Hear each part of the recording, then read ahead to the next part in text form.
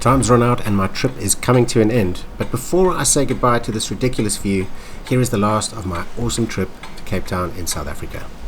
So my dad was just telling me that this is actually the fabric of this shirt is actually a photograph that he took many years ago. He actually took this photograph in his back garden and he's printed it onto the shirt here. This was when I was a kid, yeah. These were my pets, actually. That was his pet dog, yeah. And you know what? Dinosaur. Yeah. Dinosaur, my shirt. Well, hi. We are here at a market which is called the Oranjezicht City Farm Market, a very, very famous organic market. In fact, they were voted in the top organic markets in the world a few years back. So it really is amazing, and you'll see in a moment some of the stuff that's on sale here. It's mostly organic foods and stuff like that, but they also do things like clothing and accessories, and that happens to be what I do. I'm a clothing designer, and I make clothing specifically for this market. It's unique, and I only make 15 of each item here in Cape Town, so it's very exclusive and very rare. My shirts have all got this unique pocket. Okay. That's sort of my signature pocket. Okay. And then my shirts have got that pointed back collar with the point over there as well. I might have it on my shirt here. It might be visible there. And you're doing sort of like women's yeah, and now for the first time ever I've started experimenting with women's wear. I'm not really a true women's wear designer, but I decided to give it a try, and I've had a very good reaction to it. This is what I call my shirt dress. And then this year, these fabrics actually come from Spain, from Sabadell, and it's like an island-style, casual beach type thing, which works very, very well. And I like to play around, like this particular shirt. I used the wrong side of the fabric. That's actually the correct side, but I prefer this side because it's got the character that comes across, and it makes it unique. I also hand stamp all of my labels, so if you look here, that's my brand. It's called Proper. So I like to hand stamp, make the stuff like more individual and unique. And this is one of what I would call my more sort of everyday type of person shirts. And then I go into sort of wilder stuff. Wow. Where again, this is like a tiger print, but yeah, also I use the wrong side of the fabric, and that gives much more character using this side of it. And these are genuine old retro fabrics from way back, where there's a little old animal prints in those. They're quite unique. I don't follow fashion. I don't have a clue what fashions are. I like to make what I feel and what's going. So it's timeless design, you know. That works quite well. So my sister and her boyfriend Alex have taken me to a very fancy steakhouse here. We got tomahawks, we got T-bones, porterhouse, ribeyes, we got wagyu, we got all sorts of crazy stuff here. So this is a tomahawk, right? Yeah. So this is your tomahawk. You can probably eat this one man, you know what I mean? Yeah. That way, guys, hope you enjoy. Thank you so much. Yeah. Let's tuck in, Livs. Oh my gosh, it's going to be amazing. So excited. Oh, we've got some Salt Bay action going on. I'm going to be a millionaire like him one day. So check this out. Livy's got the tomahawk bone and she's eating it in the way that it's meant to be eaten. Oh my gosh. I mean, it would be a sin to waste it. And this is what's left here. Look at this. Ooh. How beautiful. And what is this? So that is your amarula semifredo. Now it's flambéed with a little gin. Ooh, thank you. Wow. And over here? That is your raspberry mousse. So this is a magic mushroom. Definitely magic mushroom. Wow, Livy, look at yours. Beautiful. Check the size of this beer. And we got some guys mixing vinyl here, which is something that I really enjoy watching.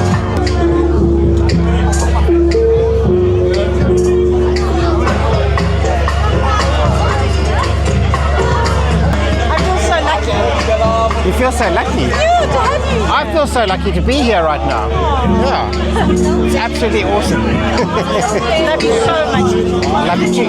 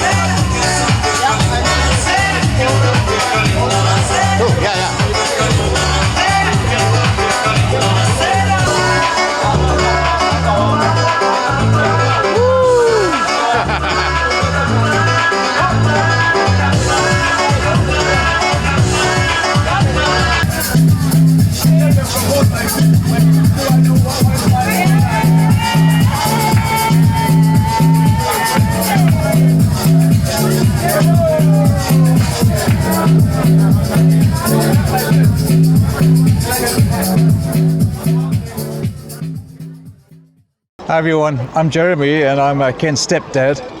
You're joining us here on a typically windy day in Simonstown. We're surrounded as ever by boats and restaurants and Airbnbs. Simonstown is a Navy port and also a tourist destination, and with a lot of historical significance. And more about that story as we're coming to it. But for now, here we are enjoying a bit of a breeze and some sunshine on the pier of Simonstown. So who's this guy, Jeremy? He's a statue of a Navy diver. Okay. He's there to commemorate past, future and present divers. And what they describe here is a brotherhood that transcends race, gender and creed. Navy divers. Okay. That's pretty cool. The statue went up in 2014. Oh. So it hasn't been there that long. No. The diving equipment and stuff that he's wearing looks a bit dated. So. Yeah, super ancient. Yeah. It's probably like the latest spec that they have now. Check it out. When you go diving, it's very important. Old brown. He's got Sedgwick's Old Brown Sherry. It's part of his Navy diving kit. You know, just to keep the home fires burning. And a hand grenade in case that doesn't work. And a hand grenade, yeah, or something like that. I'm standing next to what is about to be unveiled a bit later, which is a bust commemorating the visit of Charles Darwin to Simonstown. So as part of the celebration of Charles Darwin's life and his journey here and his stay in Simonstown, we've got a Dutch tall ship called the Oosterschelde, which is nothing really to do with Charles Darwin. It wasn't part of his original voyage or anything, but they're commemorating his life by following his journey. So they've done all the way down South America and across the ocean to join us here in Simonstown for a while. So we've decided to come to this little restaurant to get out of the wind, and while we wait for the unveiling of the statue, which is in the background here, we're going to have ourselves a little drink. And a light snack. Cheers. Yeah, and a light snack. Cheers. And here is the statue of Darwin that you can find on the end of the pier in Simonstown. It drew quite a large crowd, so this was the best footage that I could get. So we were walking down Main Road, Simonstown, and I found this interesting little shop. It's got some really cool artwork. Check this out. So a lot of this artwork's made with like bottle tops and things like that. Bottle tops and wire. And it's really, really cool. These little sculptures. We're near Boulders Beach, which obviously has the penguins. So we got little penguins. Really, really nice art. I actually remember as a kid, there used to be a lot of this wire art. You could get things, I would get these little cars, almost like these little bicycles here, and it would have like almost like a long thing so you could push the car along, and it would have steering and everything. Olivia, are you finding anything sweet? Yeah. Look at this cute little... Ah. Yeah, Mum's always had these little key rings. It's obviously where she gets them from, huh? Yeah, and there's a cute sausage dog in the front, and then they've got these cameras. Oh, wow. That is cool, huh? Yeah. Huh. Jeez, look at this. Wow. Amazing. Yeah. So what are you going to show me, Livs? My favorite thing in the whole shop. Yeah. It's still here. The one-eared piggy. The one-eared piggy. Yes. Isn't it cute? Very sweet. Yeah, there's some very cool stuff here. Quite different. But then again, I've been away from South Africa for 23 years. Maybe this isn't that different in South Africa. Is this unusual for South Africa, or is this... These are definitely ones you don't see on the street. Yeah. These are very unique.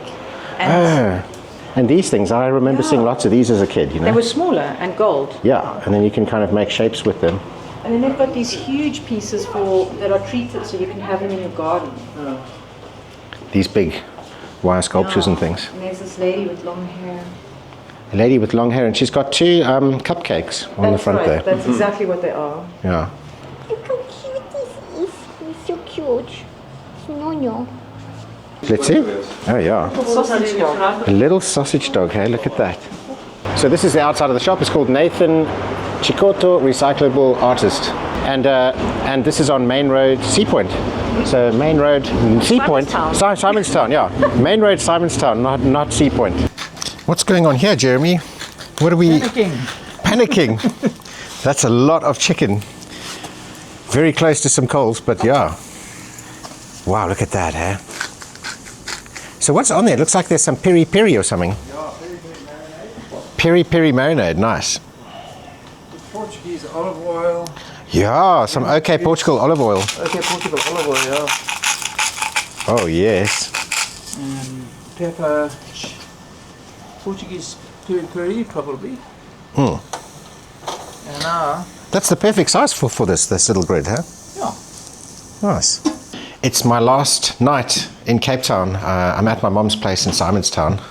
And yeah, tomorrow I have a very long flight ahead of me, but for now I'm just enjoying this incredible view. My whole trip's been absolutely amazing. The weather's been fantastic. Before I arrived, it was actually raining a bit here in Cape Town, and when I arrived we just had beautiful weather, and the weather's been absolutely stunning up until today. Now we can see we've got some sort of clouds rolling and we've got lots of wind, and it's starting to get a little bit chilly. So it looks like the good weather was here for my stay, and also the good weather is going to be arriving in Portugal when I get back. It's been raining non-stop since I left, and I think once I get back, all the good weather, all the sun and stuff is going to start shining. What are you making, Mom? Are you making one of your famous salads? Yeah. Oh, look at this. Do you have your special salad dressing? Yeah, but it's got your... Do you see that this was the very last of your oil? You've come just in time. Oh, wow, okay. Of the OK Portugal olive oil. I'm very fussy about the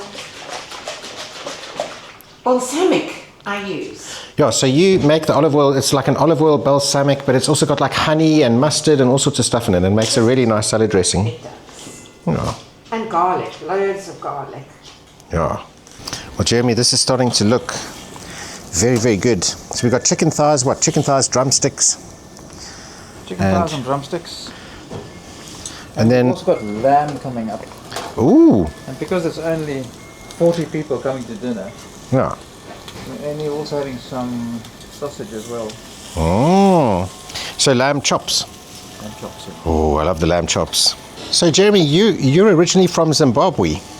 Originally from Zim, yeah. Long ago. Whereabouts in Zim? It was with an M, right? Yeah, a place called Mutare. Mutare, that's what I thought, yeah. On the eastern border with Mozambique. Okay. That's why I've got this fondness for chicken. Hmm. Very chicken.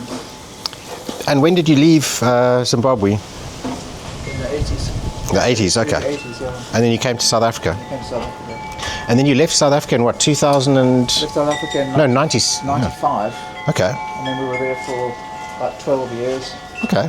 And then we decided to come back. Okay. So would you move back to England? No. Is there any place in England that has a view like that off your balcony? No. I mean, possibly. Although we did live in some incredibly beautiful living place on the in England. boat. Oh, yeah. Well, on the narrowboat, on the houseboat, yeah. Yeah, we had a narrowboat for a while, and well, we still got the narrowboat actually. The Empire Beaumont. Yeah. And that is the place to live. Yeah, on the canals. What's the name of the canals there? It's like Uxbridge or... Grand Union. The Grand Union, okay. Yeah. But we went on the Thames. We went on a Thames. Yeah. The tidal Thames. Yeah. No, you guys did loads of boat Adventures trips. on the Thames. You also did with us. Yeah. No, it was amazing. That was a special time. Yeah. Even... I think narrowboats and the canal system and the rivers and waterways are the best part of England, Okay. in my experience. I mean, we even swam in the Thames, which is like, if I think about it now, I'm like, okay, it's probably not the wisest idea. I also got sick. Yeah, you got sick. Yeah. Kit, do you know what's good for you? Chicken braai. That's exactly what's good for you. Is that why you're keeping so close? Oh yeah. After being with Kit for 2 weeks, I'm going to get back, and when I see Edmundo, he's going to be the largest dog I've ever seen in my life. Garlic all over his chops. What Ooh, awesome.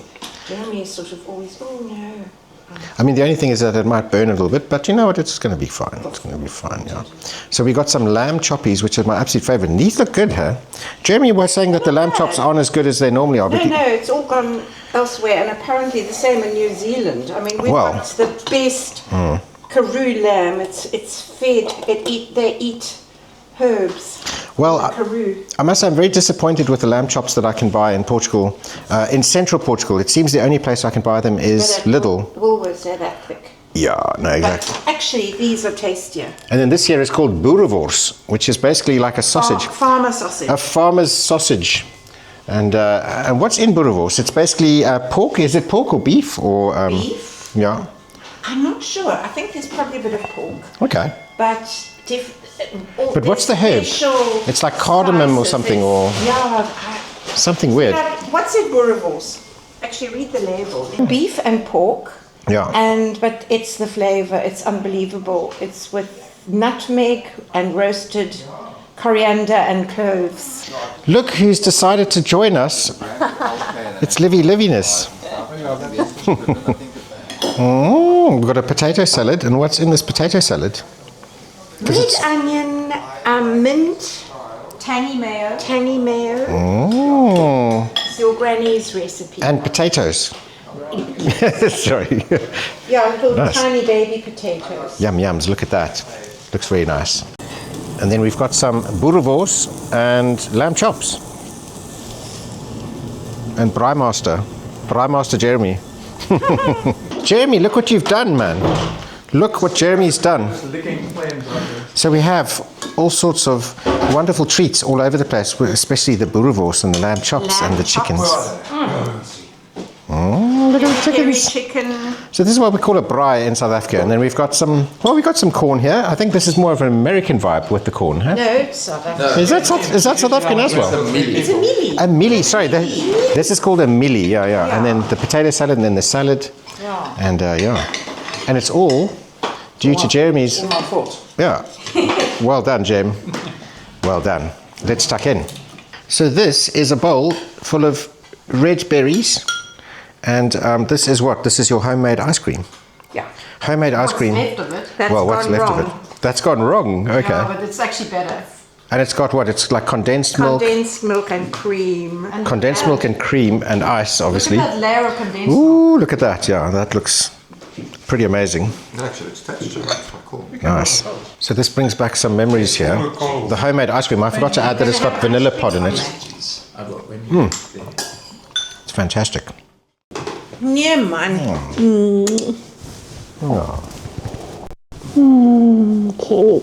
Kenny, Klani.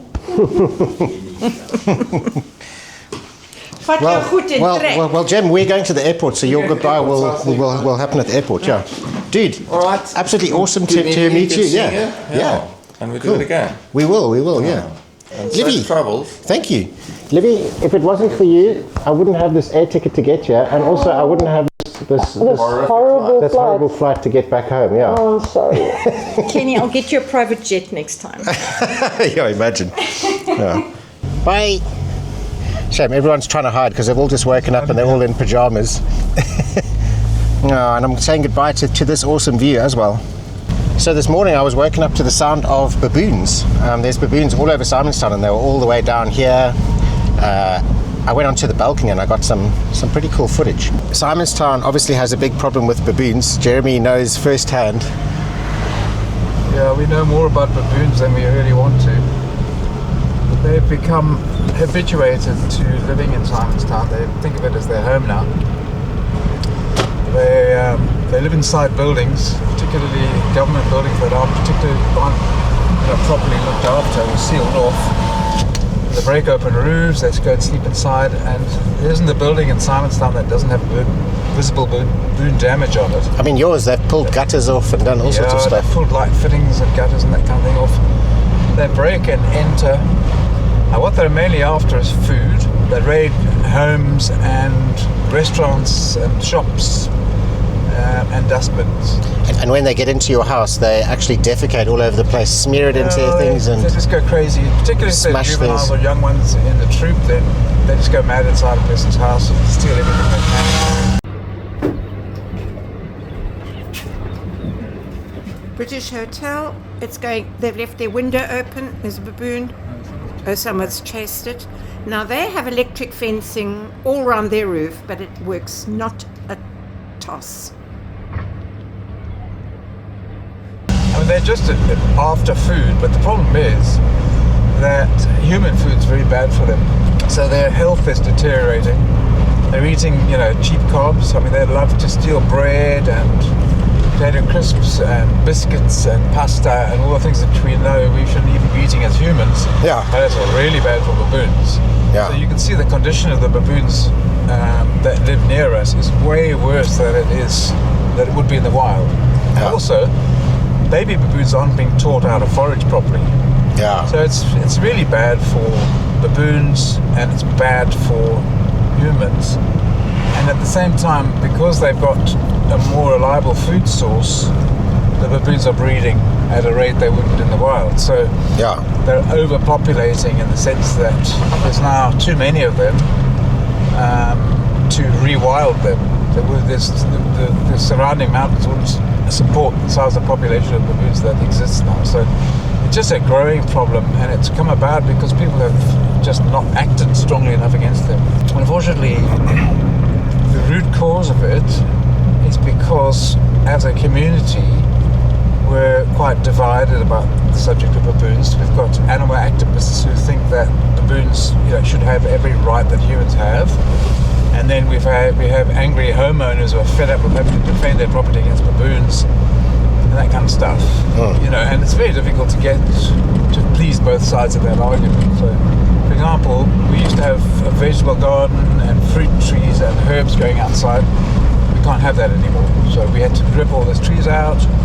We're not allowed to grow our own, salads, leaves or herbs, because otherwise we'll provide attractants for baboons. I remember you were very proud of your very proud of your veggie garden. That's what you should be able to do. You should be able to grow your own food. But Yeah. you're just not allowed to do that anymore because anything that's an attractant for a baboon Yeah. is a no-no. And also, we're constantly told that we're not allowed to harass or attack baboons in any way. Yeah. Or chase them off or Chase anything. them off. You're not allowed to interfere with them in any way. Yeah. So, this can't be right, because actually the rights of people always trump the rights of an animal. Yeah. They always will. So, But not in this case. Well, the point is, no one ever mentions the rights that people have. Yeah. They talk about animal rights. So, anyway, it's kind of coming to a head because baboons have recently started attacking people. So there's recently, just in the last month or two, been reports of baboons attacking people's dogs and attacking them in order to get food off them on the beach and things like that. Yeah. And, if a baboon injures a human, the result will be the extermination of the baboon troop. Yeah. And that's all come about because of lack of action. It was all predicted many years ago in academic studies about baboons. Yeah. But no, the authorities have done nothing about it, and so it's just going to come to a head. It's a serious issue. It's going to be interesting to see what happens. Yeah. So we're now at Cape Town International Airport. It's real. It's real. I am actually going today. It's finally sunk in. Don't go, kid. Don't go. Don't go. So I nearly screwed up. I was basically on the phone with Gina thinking that I have plenty of time. Turns out that I nearly missed the flight. These are the last couple of people who also nearly missed the flight. They've got us on a bus and they're going to take us to the plane now. So a real close call. Nearly missed my first connecting flight. Yeah. I was a bit worried, but I'm here and we're about to take off.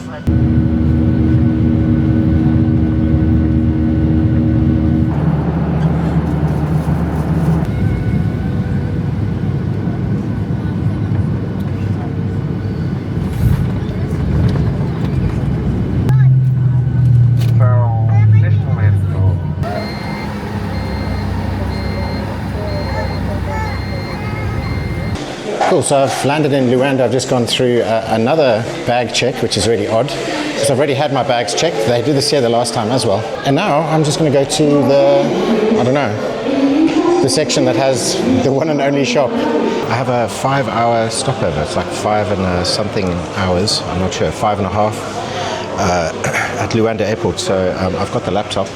I've got some editing from the whole trip. So I'm going to be editing the vlog that you're watching now. And I don't know, I think I'm going to get bored. But let me scrub through here and give you guys a little preview of, okay, this is probably stuff that you've seen on social media, on our Facebook, Instagram. This is some awesome stuff where I'm with my old man and we're going through to some amazing beaches. And look at this. So make sure you tune in to that vlog. That brings us to the end of my Cape Town vlogs. This is part 3. Make sure you watch part 1 and 2. I had a lot of fun. But from next week, join us back on the farm in Portugal for more of our Portugal Farm Life vlog series. All the best, everyone. Ciao.